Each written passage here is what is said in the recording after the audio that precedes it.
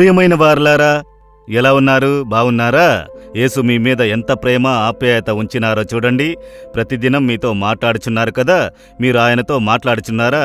ఈ దినం మాట్లాడారా? ఉదయమునే లేచి ప్రార్థనలో దేవునితో మాట్లాడినారా? ఆయన వాక్యం మీతో మాట్లాడినదా? ఆయన మాట ద్వారా మీతో మాట్లాడినారా? ప్రతిదినం మీరు దేవునితో మాట్లాడితేనే కదా ఆయన మీతో మాట్లాడగలరు. ఆయనకు సమయమును కేటాయించండి. వేకువనే 1 గంట దేవునికి ఇచ్చి ఆయన పాదముల యొద్ద కూర్చోండి. అదే కదా గొప్ప సంతోషము. సరేనండి, ఈ దినం దేవుడు నాకే మాటను చెప్పుచున్నాడు. మీరు దేవునితో మాట్లాడితే ప్రభు మీతో మాట్లాడును. అయినా మీ మీద ప్రేమ ఉంచి ఒక మాటను చెబుతున్నారు. దాన్ని జాగ్రత్తగా గమనించండి. ఏదో ఒక వేదనలో ఉన్నారు కదా.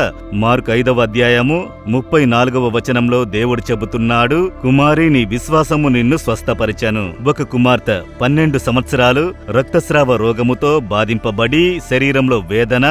12 సంవత్సరాలు. చాలా మంది డాక్టర్లు, అనేక వైద్యులు ఎంతో డబ్బు ఖర్చు చేసింది, స్వస్థత కలగలేదు. మనసులో చాలా బాధ. అది మాత్రమే కాదు, ఆ వ్యాధిని బట్టి సమాజము ఆమెను వెలివేసింది. ఇది మైలుతో కూడిన వ్యాధి, ఆమె తాకితేనే పాపం, ఆమె ఎవరిని తాకినా అది మైలు అని సమాజం ఆమెను వెలివేసింది. ఎంతో వేదన, శరీరంలో వేదన, మనసులో వేదన. సమాజం ద్వారా వెలివేయబడిన పరిస్థితిలో అంత వేదనతో ఎవ్వరు నాకు ఉన్నారు నన్ను ప్రేమించుటకు, సహాయం చేయుటకు అని అనుకున్నప్పుడు యేసుని గురించి విని ఆయన యొద్దకు వచ్చి చెప్పుటకు ఆమెకు కష్టము. అందరికీ మధ్య సమస్యను చెప్పలేదు. అలాంటి రోగము ఆమెకు. యేసు చుట్టూ జనులు ఉంటారు. ఏం చెయ్యాలి? సరే, యేసు వస్త్రము తాకితే తాను స్వస్థత నొందుతానని చెప్పి యేసు వస్త్రము తాకిన వెంటనే స్వస్థత పొందింది. యేసు అది తెలుసుకుని అడిగారు, ఎవరో నన్ను తాకినారని. ఆమెలో భయం కలిగింది. యేసు తనను గద్దించినేమో, నువ్వు మైలు వ్యాధి గలదానివి, ఎలా నన్ను తాకవచ్చు అని యేసు తనను అడుగుతారేమోనన్న భయముతో వణుకుతూ వచ్చి నిలబడినది.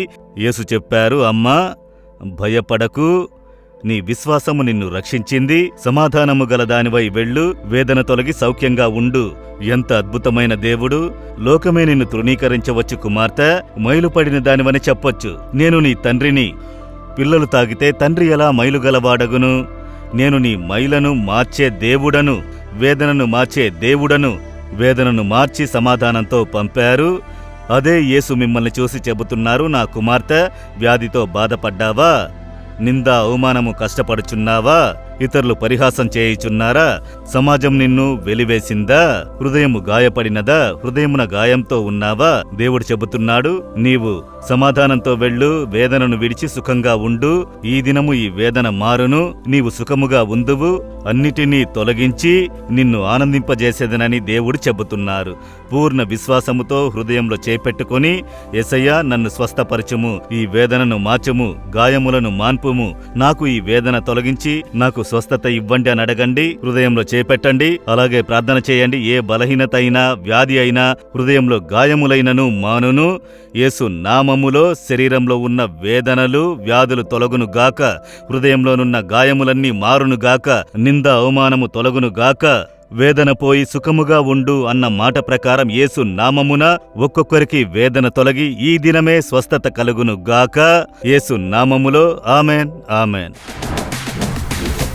జీసస్ రిడీమ్స్ తెలుగు యూట్యూబ్ ఛానల్ను సబ్స్క్రైబ్ చేయండి. సబ్స్క్రైబ్ బటన్ను క్లిక్ చేయండి మరియు బెల్ బటన్ను నొక్కండి. ప్రతిరోజు కార్యక్రమ సమాచారం పొందండి.